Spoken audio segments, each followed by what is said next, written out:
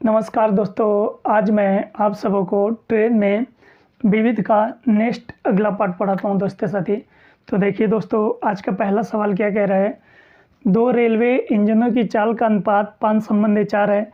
यदि एक ही दिशा में समान पटरियों पर चलते हैं और आरंभ में कम चाल वाला इंजन तेज चाल वाले इंजन से 8 किलोमीटर आगे था, तो तेज चाल वाले इंजन को कम चाल वाले इंजन से आगे निकलने के लिए कितनी दूरी तय करनी पड़ेगी। ये 4 ऑप्शन दोस्तों, और ये सवाल पूछा गया एसएससी सीपीएसई 2019 में। बहुत ही अच्छे एग्जाम में पूछा हुआ क्वेश्चन है दोस्तों साथी। अब देखिए दोस्तों, दो इंजन है। मान लीजिए दोस्तों साथी, ये पहला इंजन है और ये दूसरा इंजन है दोस्तों साथी। देखिए दोस्तों, पहले इंजन की चाल दिया गया 5, इसका मतलब मान लीजिए पहले इंजन की चाल B1 है और दूसरे इंजन की चाल B2 है। इन दोनों में अनुपात क्या दिया गया है दोस्तों, 5:4 का अनुपात दिया गया है। अब देखिए दोस्तों, आपको पता है दूरी बराबर क्या होता है दोस्तों, दूरी बराबर चाल गुणे समय। इसका मतलब अगर हम दूरी में अनुपात निकालेंगे, D1 और D2 में अनुपात निकालेंगे, तो चाल इंटू समय होता है दोस्तों। तो चाल B1 और यहाँ पे क्या हो जाएगा दोस्तों, B2 इंटू T, टाइम जो भी लगता होगा दोस्तों। अब देखिए दोस्तों, B1 का मान कितना है, 5 है, तो 5 रख देंगे दोस्तों। तो ये टाइम कितना लेता है, कुछ टाइम लेता होगा दोस्तों। और संबंधित B2 का मान 4 है, तो 4 रख देंगे दोस्तों, T2। अब देखिए दोस्तों, T से T कट जाएगा। इसका मतलब D1 संबंधित D2 निकालेंगे, दूरी में अनुपात निकालेंगे, तो क्या मिलेगा दोस्तों, दूरी में अनुपात मिलता है दोस्तों साथी 5:4। अब देखिए दोस्तों, जो पहली रेलगाड़ी है जिसकी चाल धीरे है वो 8 किलोमीटर आगे खड़ी है। देखिए दोस्तों, सवाल क्या कह रहा है, जो धीरे ट्रेन है या धीरे इंजन वाली इंजन है वो 8 किलोमीटर आगे है। इन दोनों का डिफरेंट कितने का है दोस्तों साथी, इन दोनों का डिफरेंट 1 यूनिट का है। 1 यूनिट का मान सवाल के अंदर क्या दिया गया दोस्तों, 8 किलोमीटर दिया गया है, 8 किलोमीटर। अब अगर हम 5 यूनिट का मान निकालेंगे तो तेज़ वाली गाड़ी कितने किलोमीटर की, ये मिल जाएगा दोस्तों। तो 1 यूनिट का मान 8 है, तो 5 यूनिट का मान कितना होगा दोस्तों, तो 5 यूनिट का मान हो जाएगा दोस्तों साथी 40 किलोमीटर। इसका मतलब 5 यूनिट का मान आता है 40 किलोमीटर। अगर हम 4 यूनिट का मान निकालेंगे तो स्लो वाली ट्रेन कितनी गई वो दूरी मिल जाएगी, तो 4 यूनिट का मान 32 किलोमीटर। इसका सवाल में देखिए पूछा क्या किया गया है, तो तेज़ इंजन कितनी दूरी तय करेगी। इसका मतलब तेज़ वाली इंजन जो है वो 40 किलोमीटर की दूरी तय करेगी। इस सवाल का राइट आंसर होता है दोस्तों ऑप्शन नंबर डी। उम्मीद करते हैं दोस्त ये सवाल आप बड़े आराम से समझ गए होंगे। देखिए दोस्तों, कुछ दोस्त साथी को यहाँ पे D1 संबंधित D2 निकालने में प्रॉब्लम, ये दिक्कत हो सकता है। तो देखिए दोस्तों, दूरी बराबर होता क्या है, दूरी बराबर आपको पता है चाल गुणे समय होता है दोस्तों साथी। अगर हम D1 का मान निकालेंगे दोस्तों, तो देखिए दोस्तों चाल क्या है, 5 है, कुछ समय टाइम लगता होगा दोस्तों। इसी तरह से अगर हम D2 का मान निकालेंगे तो क्या मिल जाएगा दोस्तों, तो चाल दूसरे का चाल 4 है, टाइम लगता होगा दोस्तों।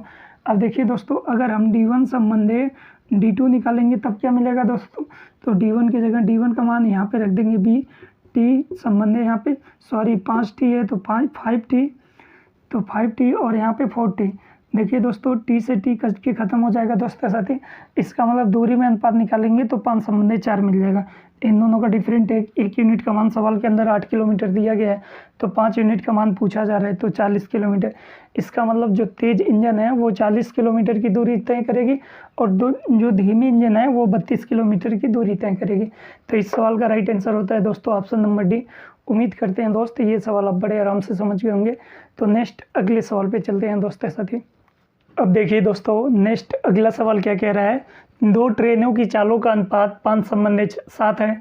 यदि पहली ट्रेन 3 घंटे में 300 किलोमीटर की दूरी तय करती है तो दूसरी ट्रेन की चाल कितनी है। ये 4 ऑप्शन दोस्तों, और ये सवाल पूछा गया एसएससी CSL 2019 में। अब देखिए दोस्तों, मान लीजिए ये पहली ट्रेन है दोस्तों साथी और ये दूसरी ट्रेन है। तो पहली ट्रेन और दूसरी ट्रेन की चाल का अनुपात क्या दिया गया है, इसका मतलब अगर हम चाल का अनुपात निकालते हैं दोस्तों साथी, तो चाल का अनुपात दिया गया 5:7। अब देखिए दोस्तों, जो पहली ट्रेन है वो 3 घंटे में दोस्तों साथी 300 किलोमीटर की दूरी जाती है। तो बताइए दोस्तों, जो पहली ट्रेन है वो 3 घंटे का समय लेती है दोस्तों साथी, 3 घंटे का समय लेती है तो 300 किलोमीटर जाती है। इसका मतलब अगर 1 घंटे का समय लेगी तब कितना किलोमीटर जाएगी, इससे काट देंगे। इसका मतलब 100 किलोमीटर की दूरी जाएगी।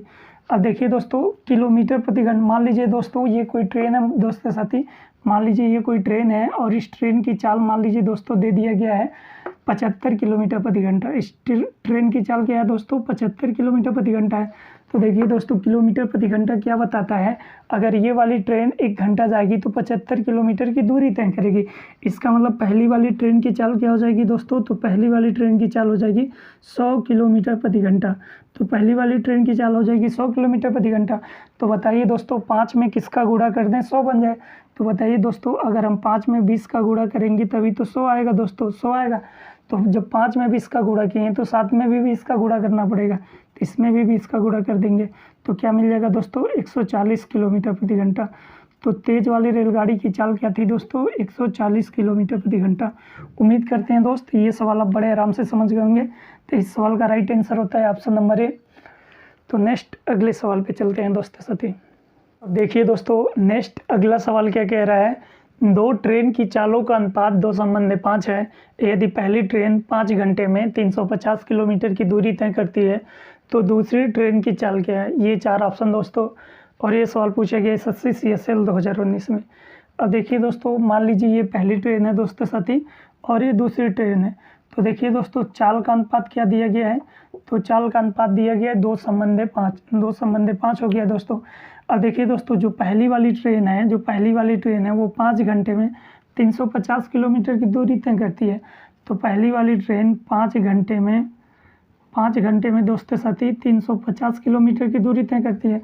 तो बताइए दोस्तों 1 घंटे में कितनी दूरी तय करेगी, इससे ये काट देंगे दोस्तों तो 70 किलोमीटर की दूरी तय करेगी।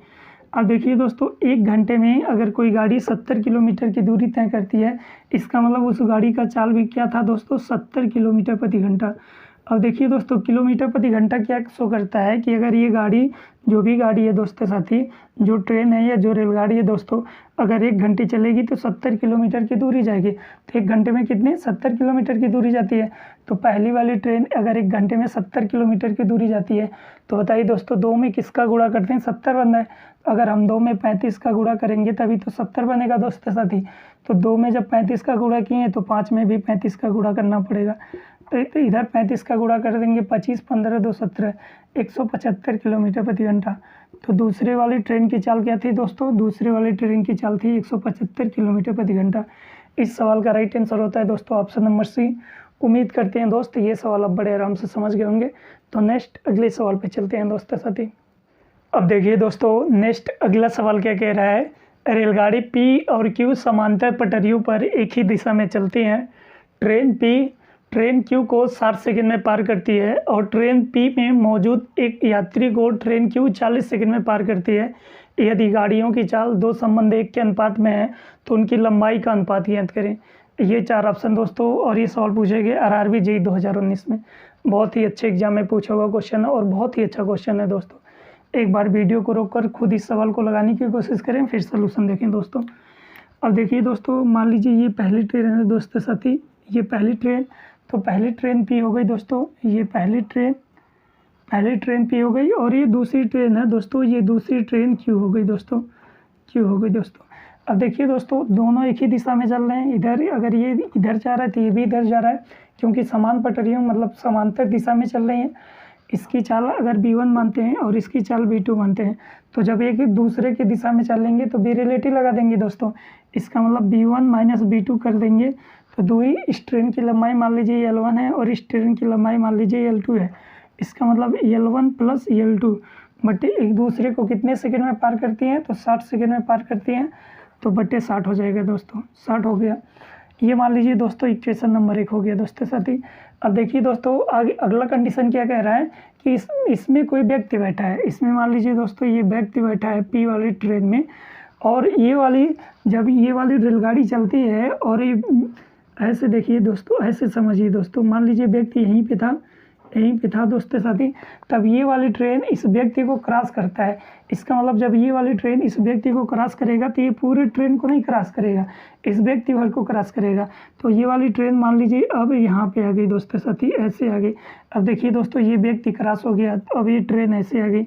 तो जब कोई ट्रेन किसी व्यक्ति को क्रॉस करती है तो ट्रेन व्यक्ति की लंबाई नहीं लेते हैं, ट्रेन की लंबाई दूरी होगी दोस्तों। इसका मतलब कौन सी वाली ट्रेन क्रॉस कर रही है, P वाली नहीं, Q वाली ट्रेन। इसका मतलब ये वाली ट्रेन इस व्यक्ति को क्रॉस कर रही है। इसका मतलब अब चाल करेंगे तो दोनों ट्रेन चल रही है, तो इसका मतलब है B1 माइनस B2 एक ही दिशा में चल रहे हैं, और देखिए दोस्तों चाल हो गया दोस्तों, दूरी क्या बनेगा, तो इस ट्रेन की जो लंबाई होगी वही दूरी बनेगा, क्योंकि ये वाली ट्रेन अब व्यक्ति को पार कर रही है, ट्रेन को नहीं पार कर रही है, व्यक्ति को पार कर रही है। इसका मतलब L/2 बटे समय कितना लेती है दोस्तों, तो व्यक्ति को पार करने में 40 सेकंड का समय लेती है, तो बटे 40। ये मान लीजिए दोस्तों इक्वेशन नंबर 2 हो गया दोस्तों साथी।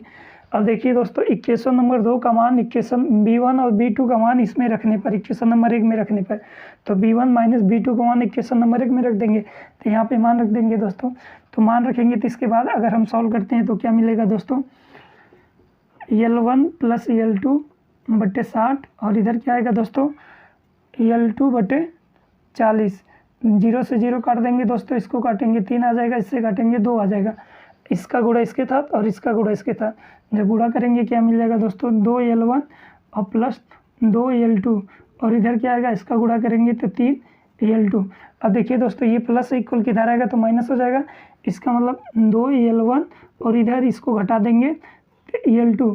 अब देखिए दोस्तों यहाँ पे कुछ नहीं तो 1 है दोस्तों साथी, इसका मतलब L1 बटे अगर हम L2 निकालते हैं तो क्या मिलेगा, यहाँ पे 1 है, ये गुणे में नीचे आएगा तो भाग में हो जाएगा। इसका मतलब उन दोनों ट्रेन की लंबाई का अनुपात पूछेगा तो लंबाई का अनुपात क्या आएगा दोस्तों, 1:2 आ जाएगा। इसका मतलब उन दो ट्रेनों की लंबाई का अनुपात होता है 1:2। इस सवाल का राइट आंसर होता है दोस्तों ऑप्शन नंबर बी। उम्मीद करते हैं दोस्त ये सवाल आप बड़े आराम से समझ गए होंगे। तो नेक्स्ट अगले सवाल पे चलते हैं दोस्तों साथी। अब देखिए दोस्तों नेक्स्ट अगला सवाल क्या कह रहा है, 2 रेलगाड़ियां एक साथ स्टेशन से छूटती हैं। प्रथम रेलगाड़ी पश्चिम की ओर और दूसरी रेलगाड़ी उत्तर की ओर जाती है। प्रथम गाड़ी दूसरी गाड़ी की अपेक्षा 5 किलोमीटर तेज चलती है।